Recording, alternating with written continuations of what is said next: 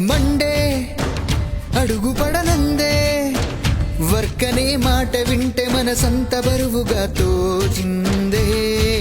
Tuesday మూడు కుదిరిందే కొద్దిగా పనికి మరిగి ఏదోటి చెయ్యమని అంటోందే. బుధవారం రాగానే చిగురాసే మొదలైందే వీకెండ్కి ఎంతో దూరం లేదందే.